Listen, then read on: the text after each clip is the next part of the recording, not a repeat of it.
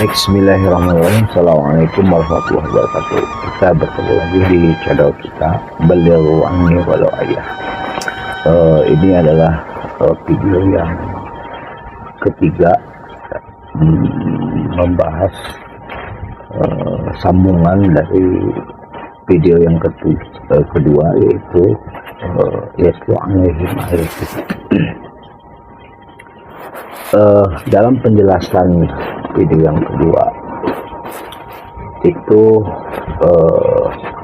Yatlu Alaihim Ayatihi itu ditopang oleh satu ayat ya di dalam Al-Quran surat Fussilat ayat 41 ayat 3. A'udzubillahi minasyaitonirrajim. Bismillahirrahmanirrahim. Sanurihim ayatina fil afaq wa fi anfusihim hatta yatabayyana lahum annahu al-haq. Awalam yakfi bi rabbika annahu ala kulli syai'in syahid. Sadaqallahul azim. Di dalam ayat itu, di dalam video yang kedua telah dijelaskan tentang afaq wa fi anfusihim secara sederhana gitu ya. Di video yang kedua adalah lanjutan ya dari surat 4153 ya, tentang hatta yatabayyana lahum annahu haq. Jadi dalam ayat itu Allah Subhanahu wa taala hendak menjelaskan secara gamblang atau dalam proses yang panjang dan kontinu ya, terkait dengan orang-orang yang tidak yakin atau bahkan tidak percaya kepada Al-Quran ya. Sehingga ada kalimat hatta yatabayyana lahum annahu haq. Artinya sebelum Al-Quran itu dipahami dengan sejelas-jelasnya ya, Rasulullah SAW dalam proses mendapatkan tantangan-tantangan atau mendapatkan rintangan-rintangan atau mendapatkan reaksi ya dari masyarakat kafir saat itu ya.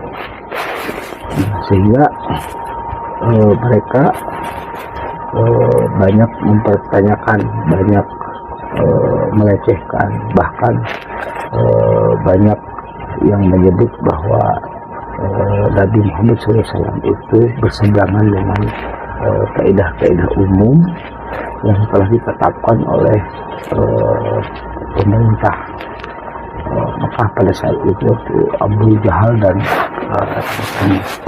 di kalimat hatta yatabayyana lahum annahu ya berawal dari kesamaran atau ketidakpercayaan masyarakat pada saat itu kepada Nabi Muhammad Sallallahu Alaihi Wasallam. Hatta yatabayyana lahum annahu haq ya, sehingga jelas atas mereka bahwasanya annahu Al-Quran itu, firman Allah itu, kalamullah itu adalah hak atau benar gitu ya. Nah, dalam pertemuan kali ini kita akan membahas tentang bagaimana kita memahami tentang kebenaran atau sebuah kebenaran gitu ya. Dalam pendekatan akliyah ya, pendekatan akal, bahwa benar itu ya, itu harus dimaknai secara jelas ya, secara lugas ya. Dalam ayat yang lain Allah Subhanahu wa taala berfirman ya, itu dalam surat Al-Baqarah 147 dan surat Al-Imran ayat 60 ya, surat 360 ya. Di dalam surat Al-Baqarah Allah mengatakan al-haqqu min rabbika fala takunanna minal mumtarin ya. Sementara dalam surat Al-Imran ayat 60 Allah mengatakan al-haqqu min rabbika fala takun minal mumtarin ya. Nah, ini ayat yang sama untuk menjelaskan sebuah parameter kebenaran Ya, jadi parameter manusia ketika statusnya benar itu harus berlandaskan firman Allah Subhanahu wa taala. Karena Al-Qur'an al-haqqu mir rabbik. Ya, kebenaran itu dari Tuhan kamu. Dalam ranah sosial, ya, seringkali kita berebut soal benar itu, gitu ya. Nah, untuk memperjelas kaidah kebenaran itu, maka tentu kita harus mengupas tentang kebenaran itu. Ya, pertama kita memaknai apa itu benar. Jadi benar itu harus dimaknai. Jika pertanyaannya apakah benar itu, maka jawabannya harus definisi.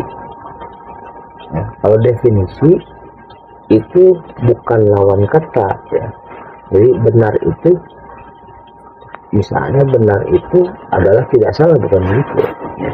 Jadi yang dimaksud benar itu harus ada definisi, gitu ya. Contoh, ya, ketika saya mengatakan ini adalah pulpen, ya, tentu orang-orang akan mengatakan bahwa pernyataan saya ini adalah salah. Ya, pada kenyataannya ini adalah sendok, gitu. Nah, kemudian boleh nggak saya mengatakan bahwa ini adalah sendok, ini adalah pulpen? Boleh, ya. Tetapi itu menurut saya secara pribadi. Gitu ya. Nah, jadi dalam ilmu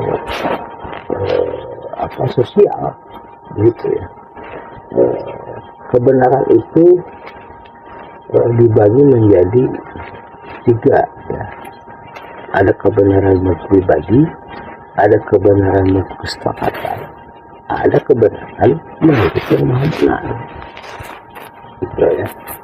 Jadi kalau kebenaran pribadi dan kebenaran kesepakatan, ya, itu sifatnya relatif atau berubah-ubah, nggak konstan, nggak tetap, gitu ya, karena dipengaruhi oleh ruang dan waktu, gitu ya. Di dalam pranata hukum Islam, gitu ya, kebenaran yang relatif ini, gitu ya, biasanya adalah kebenaran hasil kesepakatan, gitu ya, hasil musyawarah.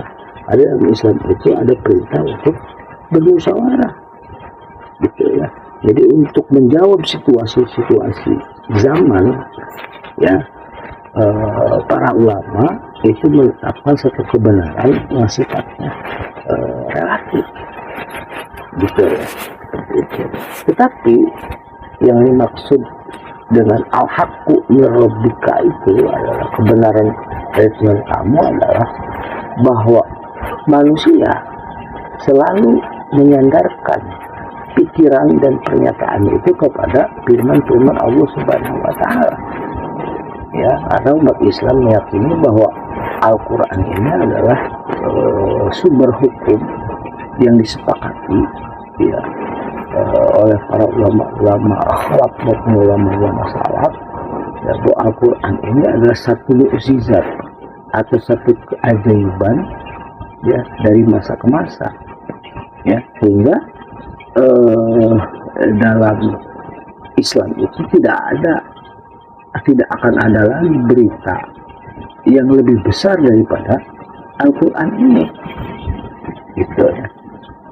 Nah, oleh karena itu kebenaran Al-Qur'an ini akan senantiasa diperlihatkan, ya, kepada manusia oleh Allah Subhanahu wa taala.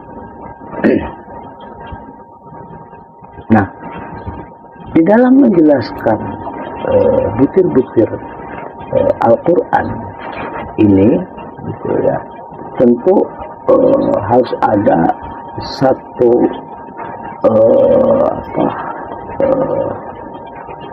satu sosok, gitu ya, bagaimana Al-Qur'an ini dilaksanakan, gitu ya. Jadi semenjak awal kita membahas tentang Rasul, ya, kita membahas tentang Nabi, Rasul adalah para utusan, Nabi adalah para pembawa berita besar, gitu ya. Nah, harus melekat juga. Jadi Al-Quran dalam konteks aplikasi itu harus melekat pada perjalanan Nabi Muhammad SAW. Kenapa? Karena beliau lah yang pertama-tama kali melaksanakan Al-Quran yang 6.236 ayat itu, gitu ya. Metodologinya, nah, kalau kita mempelajari Al-Quran dan Nabi Muhammad SAW, di sana terbentang sebuah metodologi ya yang dikenal ya dalam proses mempelajari, membacakan, bahkan mengaplikasikan Al-Quran itu, gitu ya. Itu terbagi menjadi dua. Ya, ada yang disebut dengan tartib suhuf, ada yang disebut dengan tartib nuzul, gitu ya. Nah, kalau tartib suhuf ya itu membacakan ayat Al-Quran itu dimulai surat Al-Fatihah ya, sampai An-Nas, itu tartib suhuf, gitu ya. Sementara kalau tartib nuzul itu dimulai dari Iqra bismi rabbikal ladzi khalaq sampai kepada akmaltu lakum dinakum wa atmamtu alaikum ni'mati wa raditu lakumul Islam dinan. Nah, jadi ada dua metodologi di dalam membaca dan mempelajari Al-Quran itu. Ya. Nah, ketika kita membacakan ayat-ayat Al-Quran ini memakai metode tartib nuzul, gitu ya, itu dibacakan dari mulai Iqra bismi rabbikal ladzi khalaq sampai akmaltu lakum dinakum wa atmamtu alaikum ni'mati wa raditu lakumul Islam dinan. Nah, justru yang mengandung data kesejarahan tentang bagaimana Al-Quran itu diterapkan itu adanya di tartib nuzul, gitu ya. Jadi bagaimana Al-Quran ini dipelajari, Al-Quran ini dibacakan, ya, satu paket dengan data kesejarahannya, ya, sehingga orang sehingga para ulama menyebut itu adalah nubuwah, ya, ini pusaka, ya, pusaka yang aku tinggalkan dan kalian tidak akan celaka selama-lamanya, kalian akan selamat selama-lamanya. Dua pusaka itu adalah Al-Quran dan Sunnah. Sunnah yang dimaksud adalah perjalanan Nabi Muhammad SAW. Ya, dari mulai sunnah qauliyah, sunnah fi'liyah, ya, sampai sunnah takliyah dan seterusnya. Sedikit kita menukil satu sejarah ya, yang pernah kita pelajari, gitu ya, bahwa Nabi Muhammad SAW ya, sebelum menerima wahyu ada yang disebut dengan proses tahanut. Ya, tahanut itu ujilah, meninggalkan hiruk pikuk dunia, dia pergi ke Gua Hira, tetapi tidak untuk selamanya, gitu ya. Dia tidak untuk selamanya di Gua Hira, gitu ya. Nah, ada proses itu.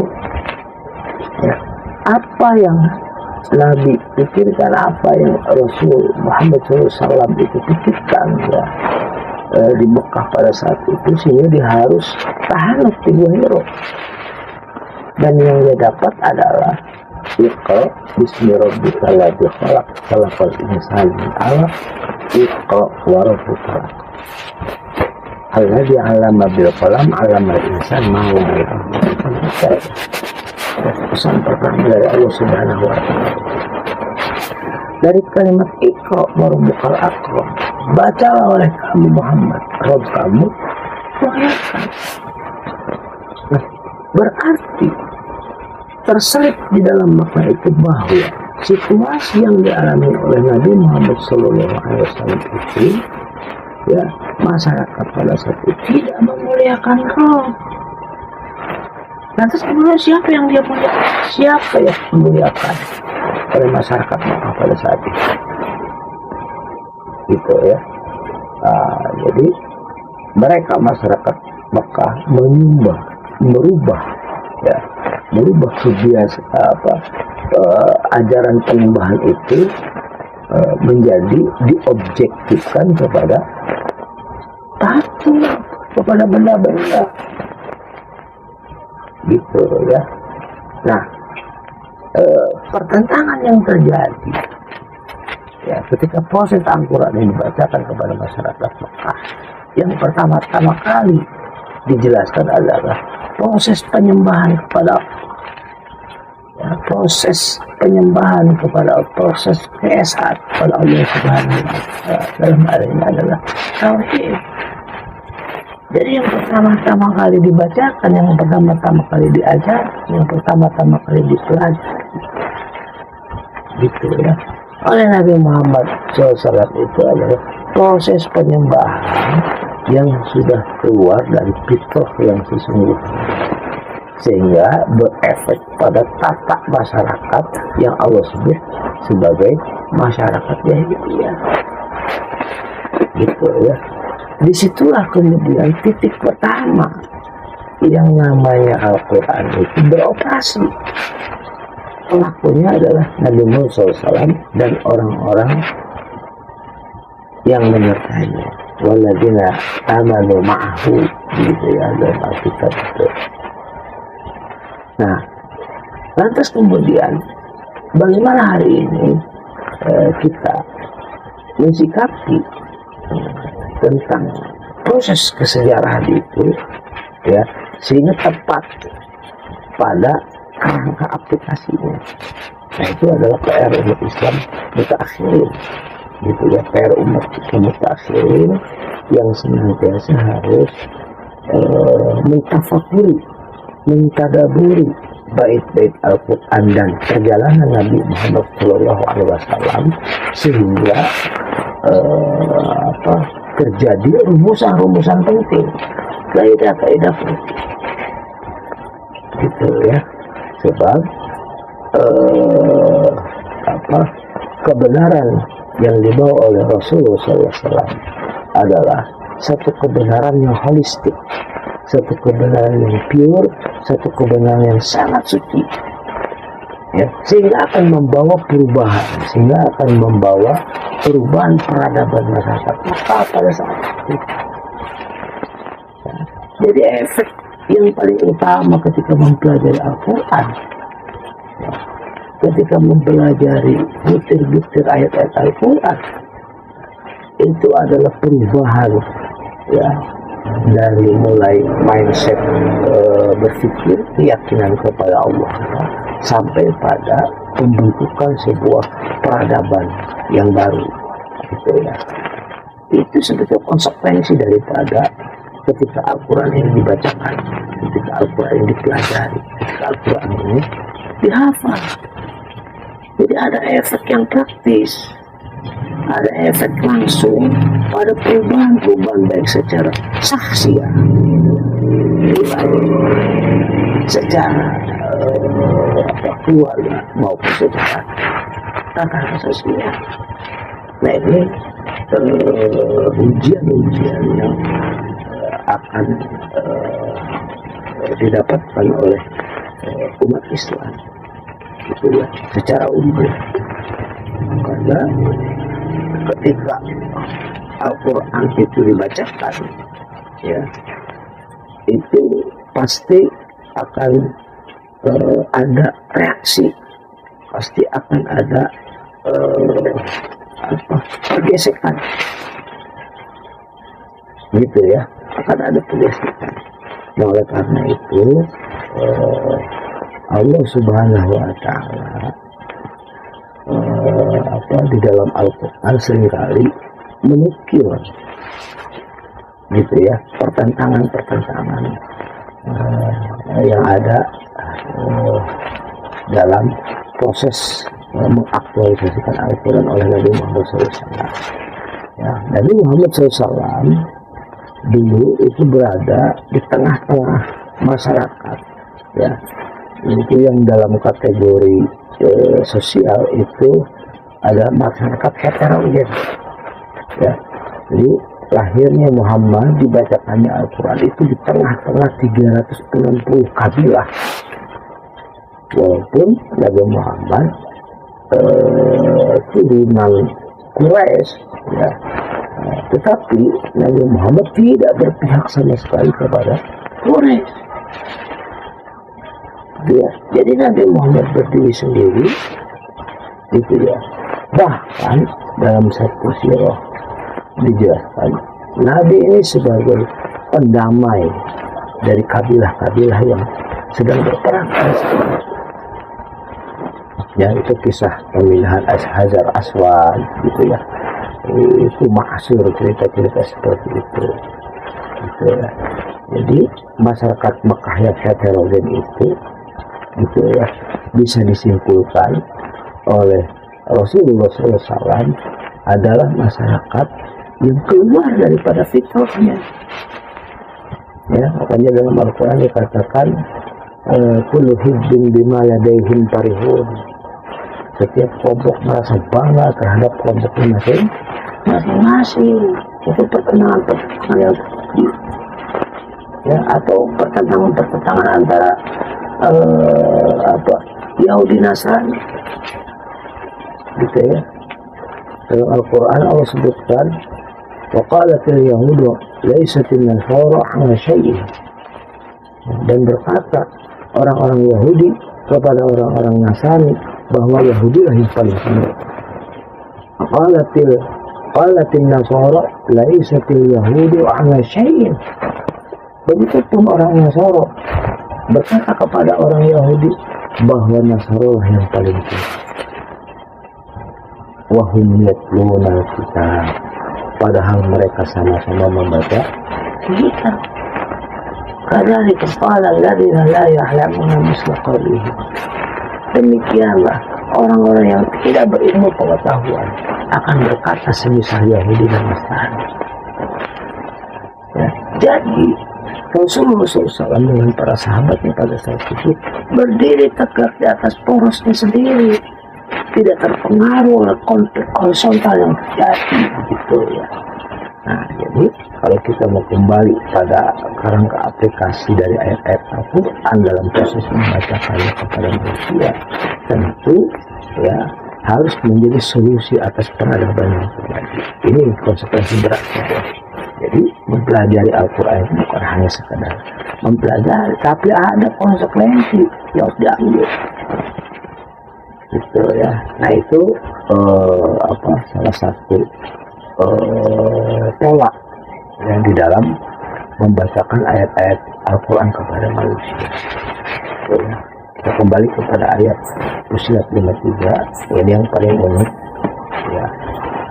Di dalam ujung kalimat Fussilat itu Allah Subhanahu wa Ta'ala mengatakan awalam takfi bi rabbika annahu ala kulli syai'in syahid. Tidakkah cukup bagi Rabb kamu, kata Allah, bahwasanya dia Al-Quran ini menjadi saksi atas segala sesuatu. Jadi Al-Quran ini jika didalami dan digali, dipelajari, ya itu coretannya tertera dalam kitab alam semesta, dalam kitab diri manusia. Itu ya. Jadi Al-Quranul Karim ini gitu ya, itu harus menjadi solusi zaman, harus menjadi solusi atas problematika yang terjadi. Gitu ya. Nah, sehingga Allah Subhanahu wa Ta'ala menyindir itu dengan kalimat pertanyaan dalam Al-Quran. Tidakkah cukup bagi Rabb kamu, ya, bahwasanya Al-Quran ini menjadi saksi atas segala sesuatu. Nah, ini kaitannya dengan ayat-ayat Allah Subhanahu wa Ta'ala ya melalui Rasulnya membuat sebuah keajaiban ya, baik keajaiban alam semesta maupun keajaiban diri kita sendiri, diri mereka sendiri. Ya, jadi proses pengumuman itu ya berlangsung secara kontinu ya, sehingga ya, al-aqidah Dan tauhid ya itu menyertai seluruh perjalanan sirah, gitu ya. Oleh karena itu Islam itu berangkat dari ma'rifat, tidak berangkat dari syariat. Ya, syariat itu terakhir. Ya, jadi Al-Quran itu mengajarkan, sirah mengajarkan peta pelaksanaan Al-Quran yang dilaksanakan oleh Rasulullah, menerangkan bahwa memulai itu ya, membacakan, mulai mengkaji, memulai mempelajari, memulai mengamalkan Al-Quran itu dari ma'rifat kepada Allah, gitu ya. Dari Arafah dulu, dari kenal dulu ya. Bagaimana kita mau menjalankan syariat kalau kita tidak kenal dengan Allah? Justru ujung daripada apa yang dilakukan oleh Rasulullah itu tegaknya syariat, gitu ya. Itu maksud dari Allah Subhanahu wa Ta'ala menurunkan Rasul walladzina ma'ah, ya, dan orang-orang yang menyertainya. Nah, ini pentingnya kita mengkaji Al-Quran itu dalam kerangka taktis ya, beserta konsekuensi yang harus diambil. Oleh karena itu ya, semoga Allah Subhanahu wa Ta'ala menguatkan kita semua ya dalam upaya melekatkan Al-Quran di hati kita, melekatkan Al-Quran di pikiran kita, dan melekatkan Al-Quran dari setiap sudut tingkah laku kita semua ya, di umat Islam. Oleh karena itu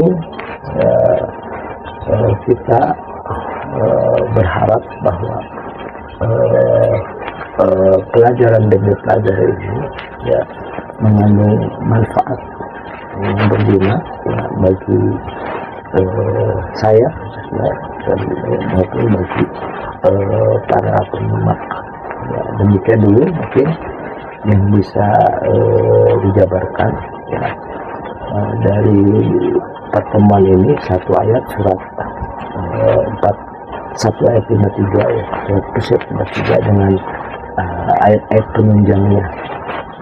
Demikian mungkin yang bisa disampaikan.